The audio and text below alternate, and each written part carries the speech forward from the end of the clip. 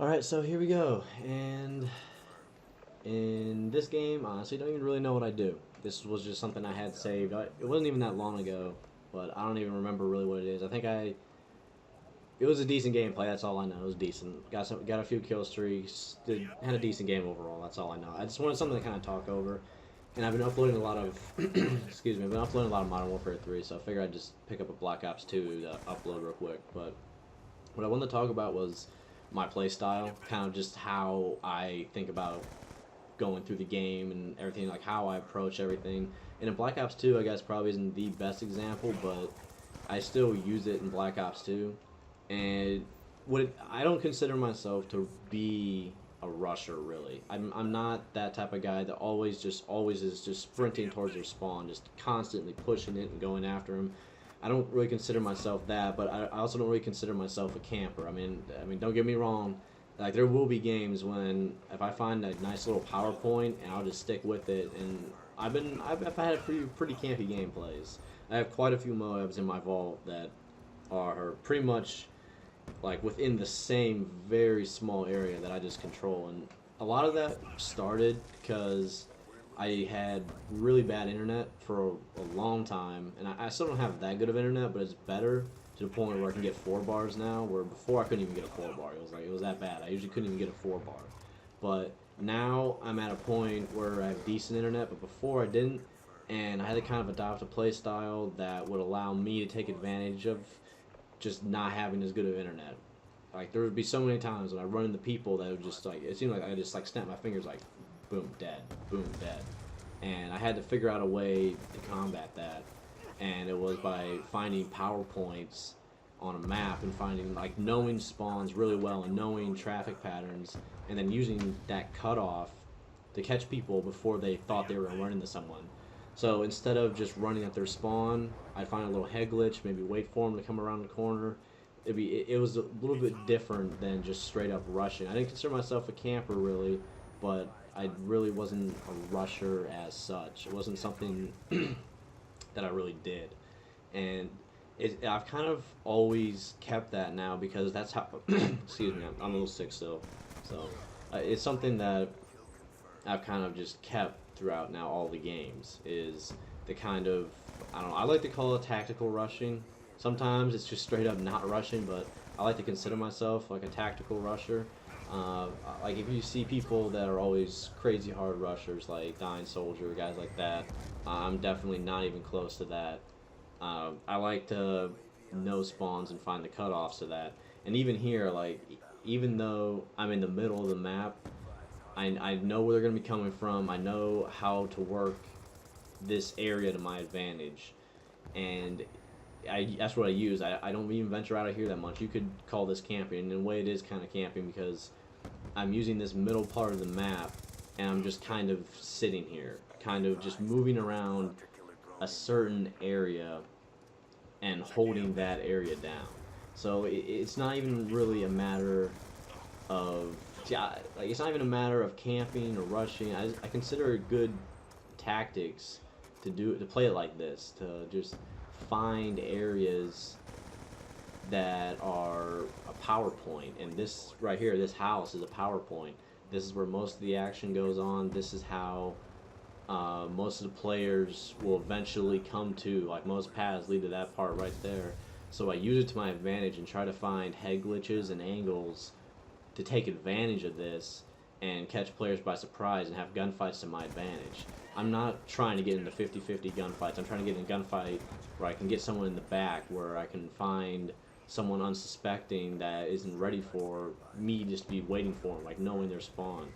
That's always the engagement I'm trying to get. And I especially do this on Modern Warfare 3 just because I know the spawn so well, and there's a lot easier PowerPoints. And Black Ops 2, they took away some of that, which in a way makes it more fun because it's faster paced, but you can't hit, they don't have the strong areas that they did previously in other games. Like Modern Warfare 2 was a camper's dream really because it was very camping oriented because the houses they had, the way the maps were set up, it was all about finding that choke point and taking advantage of that choke point. In Modern Warfare 3 they had that too, but it wasn't near as bad. It wasn't to that extent that they had that kind of like choke points and areas like that. So in Black Ops 2, they took it down even more. Like now, it really doesn't even have that. And like if you even look in Ghosts now too, it's very hard to find a real power point. Some of it's because the maps are so big with Ghosts that in order to get traffic, you almost have to run around a little bit more. At least for me personally, I find that I have a hard time getting traffic if I'm not actually moving around quite a bit. Like Marathon's always a big deal to me in Ghosts, just because the maps are so huge. But as in overall, they've kind of shifted away from that PowerPoint type of style where you can just take over. But you still can find areas like this right here. That's why it really isn't as effective, because I'm not going to be dropping 20 kill streaks a lot of times on this, just because it's not a real PowerPoint. It's just a high traffic area that I've started to learn to take advantage of properly.